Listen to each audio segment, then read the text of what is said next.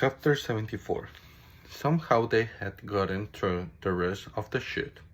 Now Elisa was going to have to decide whether she could still work with her fresher look producer.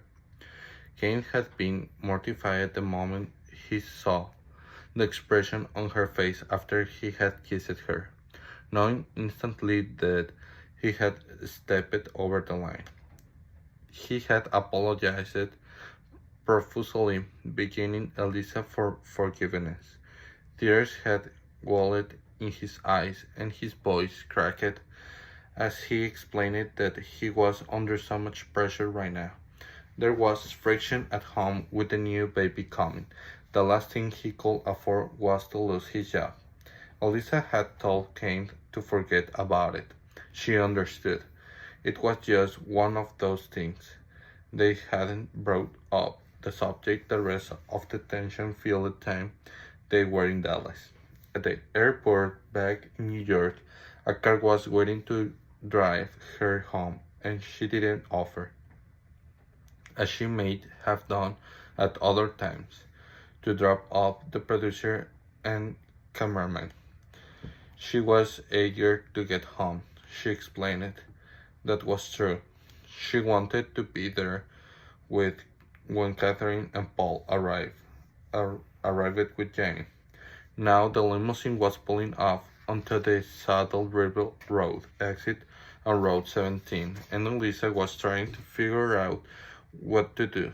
She felt sorry for Kent and didn't want him to be irreparably harmed by a momentary lapse in judgment, but she was the evening headlines anchorwoman. If word ever got out that Kane had pulled that stunt and she had stood for it, her own standing would be diminished. But how would the word get out? Kane surely wasn't going to tell anyone. Lisa decided that she would talk to him about the whole episode at work in the morning. They would clear the air and take it from there. She was willing to drop the matter as long as it never happened again. The limo landed to a stop in front of her house, and the driver unloaded her suitcase from the trunk and carried it to the front entrance. Alice unlocked the door, and the chauffeur deposited the bag in the hallway and left. It wasn't quite dark yet, but Elisa flipped on the light anyway. She kicked off her shoes and went directly to check the mail Mr. Garcia had left neatly stacked on the hallway table.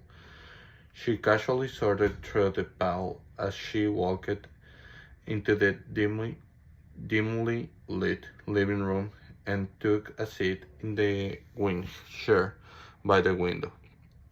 She recognized the handwriting on the thin airmail envelope. She switched on the lap next to her chair to be able to better read Mac's letter. It was then, as her eyes swept the room, that Elisa noticed that all of her pressure pictures were gone.